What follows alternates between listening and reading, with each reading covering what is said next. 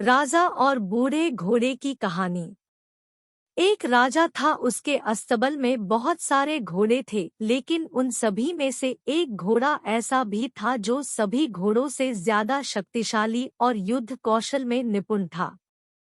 राजा हर युद्ध में उसकी पीठ पर बैठकर जाता और युद्ध जीत कर आता था, इसलिए राजा उसे बहुत प्यार करता था। समय के साथ घोड़ा बूढ़ा हो गया। राजा को लगा कि अब शायद उसका घोड़ा पहले की तरह युद्ध में सहयोग नहीं कर पाएगा, इसलिए उसने घोड़े को युद्ध में ले जाना बंद कर दिया।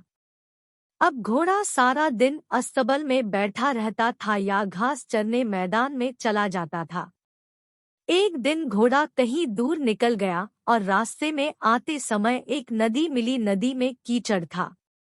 घोड़े को लगा कि वह आसानी से नदी पार कर लेगा, किंतु जैसे ही उसने नदी पार करने का प्रयास किया वह कीचड़ में फंस गया। घोड़ा जितना कीचड़ से बाहर आने का प्रयास करता वह उतना ही उसमें फंसता जा रहा था। अपने आप को मुसीबत में घिरा देख घोड़ा जोर जोर से हिनहिनाने लगा। घोड़े की हिनहिनाने की आवाज सुनकर रास्ते से जा रहे राहगीर इकट्ठे हो गए। उन सभी ने मिलकर घोड़े को कीचड़ से निकालने का प्रयास किया, किंतु वे असफल रहे। लोगों ने घोड़े के मालिक का पता किया तो पता चला वह राजा का घोड़ा है। यह बात राजा तक पहुंचाई गई कि उनका प्यारा घोड़ा गहरे कीचड़ में फंस गया है और कीचड़ से नहीं निकल पा रहा है।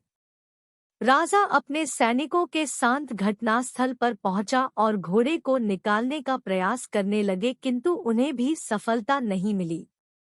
अब राजा भी बहुत परेशान हो गया। उसने अपने मंत्रियों को बुलाकर सलाह ली। तभी एक बुजुर्ग मंत्री ने सलाह दी कि घोड़े के पास युद्ध के नगाड़े बजवा दिए जाएं और आसपास युद्ध का माहौल तैयार किया जाए। राजा को बूढ़े मंत्री की सलाह अच्छी लगी और उसने वैसा ही किया।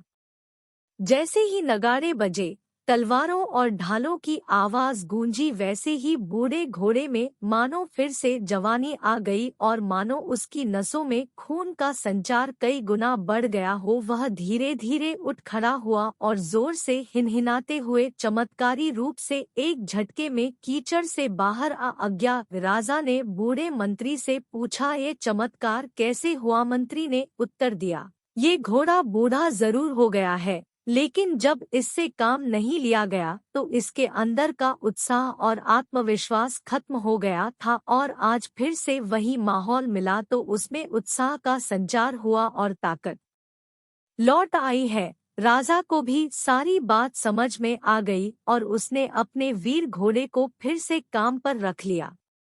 शिक्षा। राजा और बूढ़ा घोड़ा कहानी से हमें शिक्षा मिलती है कि जीवन में उत्साह और आत्मविश्वास को कभी खत्म नहीं होने देना चाहिए।